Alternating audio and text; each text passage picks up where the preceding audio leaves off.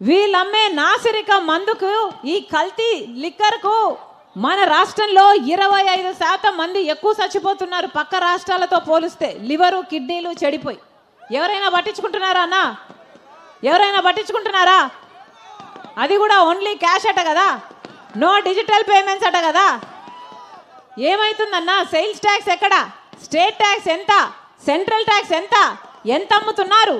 ప్రభుత్వాలకు ఎంత పోతుంది? మొత్తం అంతా ఒక మాఫియా లాగా తయారైంది. ఒక పాడు లేదు, ఒక పద్ధతి లేదు. ఏం జరుగుతుంది మన రాష్ట్రంలో? దోపిడీ జరుగుతుంది, దొంగల పాలన అయిపోయింది. ఒక పక్క లిక్కర్ మాఫియా, ఒక పక్క శాండ్ మాఫియా, ల్యాండ్ మాఫియా.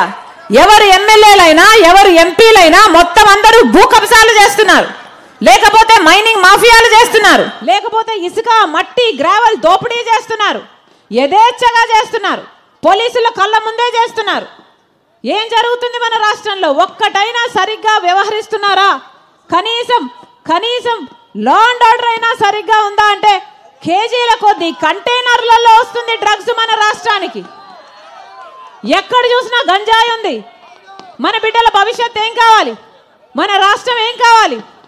ఒక్కసారి ఆలోచన చేయండి. ఏ బీజేపీ పార్టీ అయితే మనకు 10 సంవత్సరాలుగా అన్యాయం చేసిందో అదే బీజేపీ పార్టీతో చంద్రబాబు గారు పొత్తు పెట్టుకున్నారు. అదే బీజేపీ పార్టీకి జగన్మోహన్ రెడ్డి గారు తొత్తయ్యారు. ఒకరిదేమో బహిరంగ పొత్తు, జగన్మోహన్ రెడ్డి గారిదేమో అక్రమ పొత్తు. ఇద్దరికీ తేడా లేదన్నా. ఇద్దరు బీజేపీ పార్టీతో కలిసే ఉన్నారు. 5 సంవత్సరాలుగా జగన్మోహన్ రెడ్డి గారు బీజేపీ పార్టీ పెట్టిన ప్రతి బిల్లును ఆమోదించాడు. ఆఖరికి మణిపూర్ ఘటనలో క్రైస్తవుల ఊచకోత జరిగినప్పటికీ కూడా, ఆఖరికి ముస్లింలకు 4% రిజర్వేషన్ తీసేస్తాము అని బీజేపీ బెదిరిస్తున్నప్పటికీ కూడా జగన్మోహన్ రెడ్డి గారు అదే బీజేపీ పార్టీకి తొత్తయ్యారు. 5 సంవత్సరాలుగా వాళ్ళు కోరిందల్లా చేశారు. మరి ఇలాంటి వాళ్లకు ఎందుకు ఓట్లు వేయాలి? రాజశేఖర రెడ్డి గారు బీజేపీ పార్టీకి వ్యతిరేకి కాదా? రాజశేఖర రెడ్డి గారు బీజేపీ పార్టీని ఎన్నిసార్లు వ్యతిరేకించలేదు? ఎందుకంటే బీజేపీ పార్టీ ఒక మతతత్వ పార్టీ కాబట్టి. మతం పేరుతో తెచ్చిపెట్టాలి, ఆ మంటలో చలిగాచుకోవాలి. ఇదే బీజేపీకి తెలిసిన రాజకీయం. ఒక మతాన్ని అవమానించాలి, ఇంకో మతాన్ని రెచ్చగొట్టాలి. ఇదే బీజేపీకి తెలిసిన రాజకీయం. అందుకే రాజశేఖర రెడ్డి గారు బీజేపీ పార్టీని అంతగా వ్యతిరేకించారు. కానీ జగన్మోహన్ రెడ్డి గారు ఆయన కొడుకై ఉండి మణిపూర్ సంఘటన మన కళ్ళ ముందు జరిగినా కూడా అదే బీజేపీ పార్టీకి నో కాన్ఫిడెన్స్ మోషన్లో మళ్ళీ మద్దతు ఇచ్చాడు జగన్మోహన్ రెడ్డి. అంటే ఈయన రాజశేఖర రెడ్డి గారి ఆశయాలు నిలబెడుతున్నవాడు ఎలా అవుతాడన్నా? ఒకసారి ఆలోచన చేయి. అందుకే చెప్తున్నా, ఈరోజు బీజేపీ పార్టీ అధికారంలో ఉన్నంత వరకు మనకు ఏ రకమైన హామీలు ఫుల్ఫిల్ కావు. అలాగే జగన్మోహన్ రెడ్డి గారు చంద్రబాబు గారు అధికారంలోకి వస్తే మళ్ళీ అదే బీజేపీ పార్టీకి పొత్తు పెట్టుకుంటారు, తొత్తులవుతారు. అందుకే చెప్తున్నాం, కాంగ్రెస్ పార్టీ ఒక్కటే ఈరోజు ప్రజల కోసం నిలబడే పార్టీ. ఒక పక్క బీజేపీ ఉంది, ఒక పక్క చంద్రబాబు ఉన్నారు, ఒక పక్క జగన్ ఉన్నాడు, ఒక పక్క పవన్ ఉన్నాడు. వీళ్ళ ముగ్గురు కలిస్తే బీజేపీయే. బి అంటే బాబు, జే అంటే జగన్, పి అంటే పవన్. ప్రపంచమంతా బీజేపీ అంటే భారతీయ జనతా పార్టీ ఏమో కానీ మనకు మాత్రం బి అంటే బాబు, జే అంటే జగన్, పి అంటే పవన్. వీళ్ళ ముగ్గురులో ఎవరికి ఓటేసినా అది బీజేపీ పార్టీకి వేసినట్టే. అందుకే చెప్తున్నాం, ఒక్క కాంగ్రెస్ పార్టీ మాత్రమే ప్రత్యేక హోదాకు కట్టుబడింది. రాహుల్ గాంధీ గారు చెప్పారు, 10 సంవత్సరాల ప్రత్యేక హోదా కాంగ్రెస్ పార్టీ అధికారం లేకొచ్చిన వెంటనే ఇస్తామని కాంగ్రెస్ మేనిఫెస్టోలో కూడా చేర్చారు. అందుకే మనస్ఫూర్తిగా రాజశేఖర రెడ్డి బిడ్డ ఆ మాటను విశ్వసిస్తుంది. ఆ మాటను పట్టుకొని వచ్చింది రాజశేఖర రెడ్డి బిడ్డ. మీరు ఆశీర్వదించండి, కాంగ్రెస్ పార్టీని ఆశీర్వదించండి. ఎంపీలైనా ఎమ్మెల్యేలైనా మీరు కాంగ్రెస్ పార్టీని దీవించండి. తప్పకుండా ప్రత్యేక హోదా కోసం కొట్లాడుతాం, సాధిస్తామని రాజశేఖర రెడ్డి బిడ్డ మీకు మాటిస్తుంది. అంతేకాదు, కాంగ్రెస్ పార్టీ అధికారంలోకి వస్తే 2 లక్షల వరకు రైతులకు రుణమాఫీ చేస్తుంది కాంగ్రెస్ పార్టీ. కాంగ్రెస్ పార్టీ అధికారంలోకి వచ్చినాక ప్రతి పేద ఇంటి ఖర్చుల కోసం నెలకు 8,333 రూపాయలు, అంటే సంవత్సరానికి 1,00,000 రూపాయలు, అంటే 5 సంవత్సరాలకు 5 లక్షల రూపాయలు ఇస్తుంది కాంగ్రెస్ పార్టీ. ఇందాక అన్న చెప్పినట్టు ఉపాధి హామీ పథకం దినానికి కనీస వేతనం 400 రూపాయలు చేస్తుంది కాంగ్రెస్ పార్టీ. మీరు ఆశీర్వదించండి. ఎలాగైతే రాజశేఖర రెడ్డి గారు ఇందిరమ్మ ఇల్లులు 40 లక్షల ఇల్లులు కట్టాడో పేదవాళ్ళ కోసం, మళ్ళీ ఇల్లు లేని ప్రతి పేద కుటుంబానికి 5 లక్షలతో ఒక పక్కా ఇల్లు కడుతుంది కాంగ్రెస్ పార్టీ. పెన్షన్లు 4,000 కావాలన్నా, వికలాంగుల పెన్షన్లు 6,000 కావాలన్నా, మన బిడ్డలకు ఉద్యోగాలు రావాలన్నా, మనకు ప్రత్యేక హోదా రావాలన్నా, పోలవరం ప్రాజెక్టు పూర్తవ్వాలన్నా, రాజధాని రావాలన్నా, మన రాష్ట్రం ఆంధ్ర రాష్ట్రం బాగుపడాలంటే కాంగ్రెస్ పార్టీ అధికారంలోకి రావాల్సిన అవసరం ఉంది.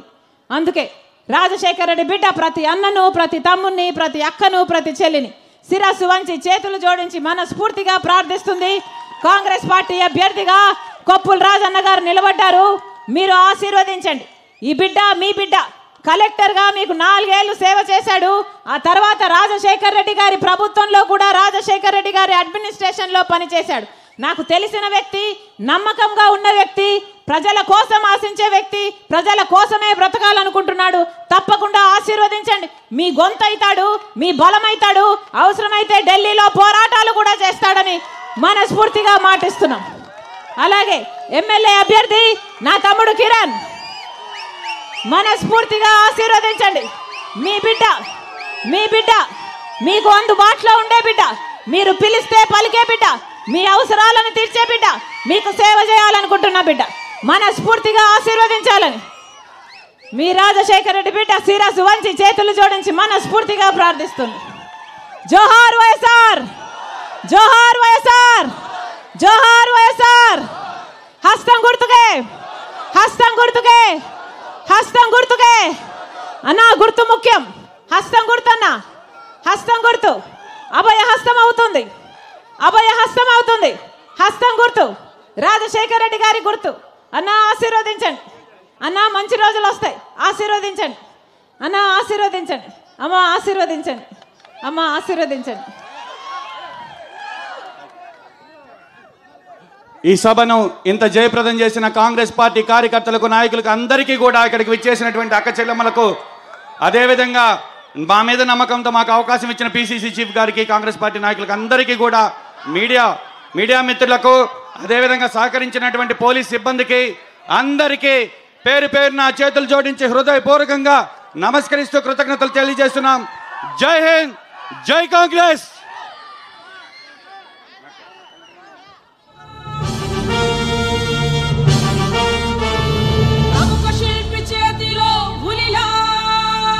అగ్గి నుండి తీయబడిన కొరివిలా, ప్రముఖ శిల్పి చేతిలో ఉలిలా.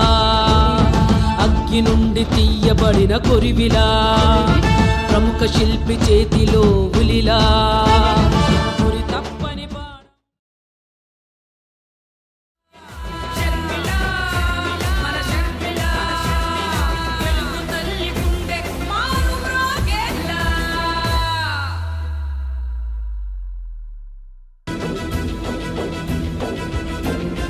నిప్పులాంటిది నిజం, నీకున్న సంకల్పమది నిజం.